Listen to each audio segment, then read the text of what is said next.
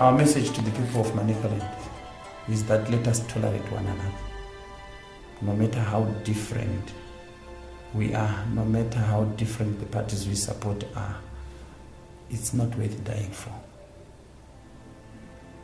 We should tolerate one another, promote peace, pray for one another, and leave the rest of the nitty-gritties as regards electoral disputes to the appropriate institutions that have been set aside. If you are not happy with those institutions and their determination, as churches we are available. Come to us so that we are able to help you find one another, engage in dialogue, and resolve issues amicably. As a church, we do not discriminate anyone on the basis of their political party membership, because we recognize that Zimbabweans are free to support whoever they want and vote for whoever they want. And we don't force people to support the political parties that the bishops or the priests or the leaders support. No, because we note that everyone in Zimbabwe has a freedom of choice. And as a result, in our churches, there is peaceful coexistence among members of different political parties. Concerning violence, as a church, the word of God in Matthew chapter 5 verse 9 actually says, "Blessed are the peacemakers, for they shall be called children of God." It is blessed to be a peacemaker, and it is cursed to do the opposite. The incidents that we have been reported in Harare, for us as a church, they are very unfortunate and regrettable. Such things should never have happened. Worse still, that we lost lives. As far as we are concerned as a council and as a church, no life must be lost, because every life is precious. Every life is God-given and should be preserved. As a nation, peace is what we want. Peace is a precondition for our development.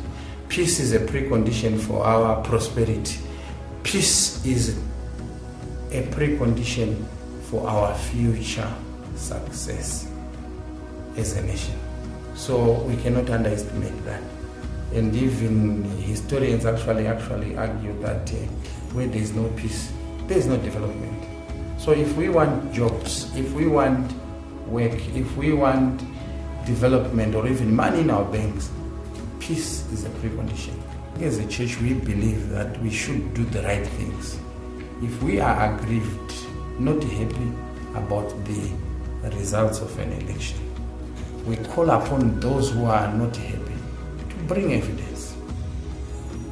And they bring evidence in the case of a dispute to the courts that were created for the purpose. Also, they also have liaison committees. Those liaison committees must meet to discuss on the way forward.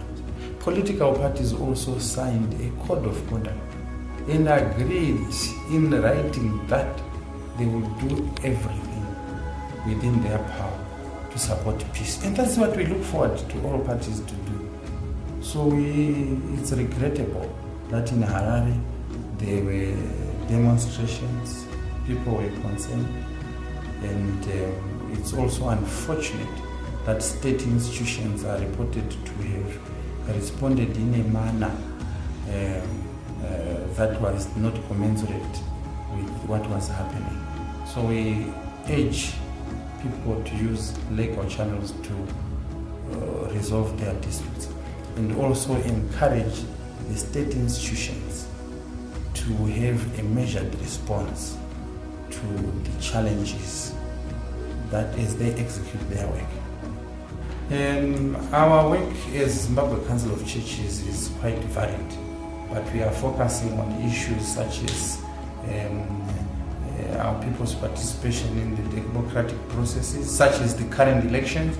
We are also involved in several issues to do with leadership development, etc. Yeah, so like in these elections, we have been involved in encouraging people to register to vote. We also encourage people to participate in the election process so that they also vote. We also encourage our members to also pray for a peaceful election.